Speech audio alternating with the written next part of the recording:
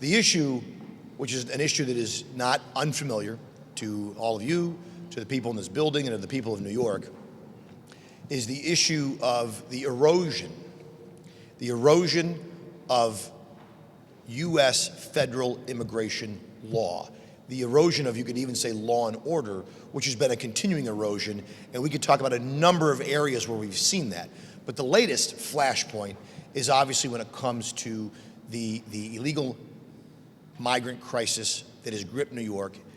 And we always talk about the crisis, it's a crisis, but we don't talk enough about why. It's a direct result of open borders and the failure to enforce federal immigration law, first by the federal administration. There's been a lot of talk about a compromise bill.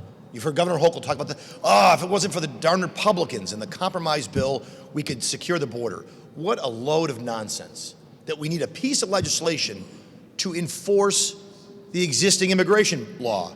If they would just enforce immigration law, if President Biden would make one change, which he made already, he undid, by executive order, President Trump's executive order that said, remain in Mexico. If you're seeking asylum, you have to remain out of the United States while your asylum case is adjudicated. President Biden changed that by himself. He didn't do it with the passage of any law in the Senate or the House. He did it with the stroke of his pen. I'm willing to bet he has the same pen and he could undo that same change. And that in and of itself would have a huge impact on folks who are flooding into the country and ultimately flooding to New York. The second issue is the sanctuary state and sanctuary city policy we have in New York. And this gets to the reason we're here today. In New York State, whether it's the green light law, whether it's the sanctuary state executive order that Governor Cuomo signed, which could also be undone with the stroke of a pen, this time in the hand of Governor Hochul.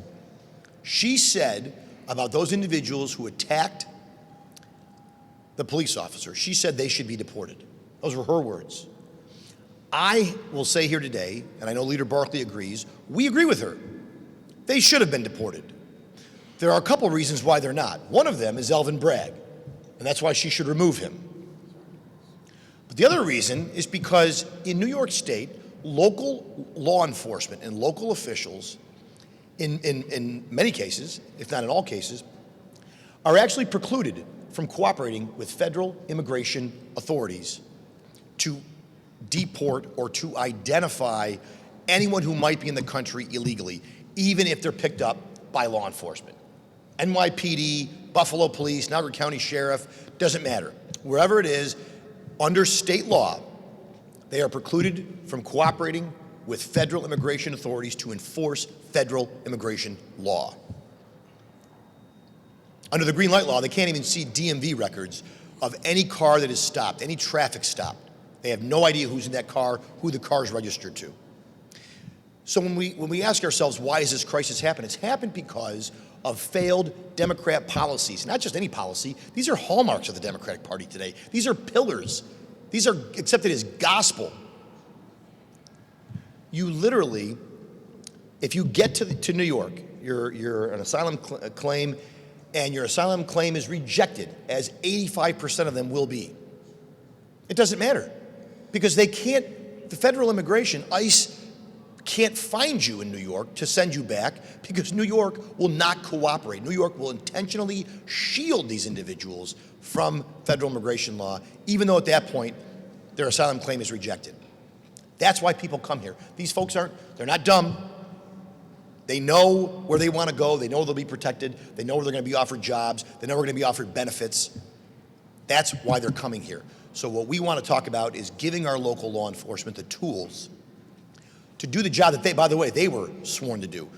Serve and protect. Law enforcement doesn't get to choose, nor do elected officials, which laws we follow and which we don't.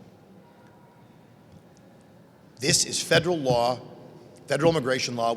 Law enforcement should be working together to protect New Yorkers, to protect each other. And that's not happening. And it's not happening because of policies passed out of this building in the state capitol over several years. And the governor can do something about it. The governor can do something about it, and our colleagues in the Senate and Assembly now can do something about it with the introduction of this bill.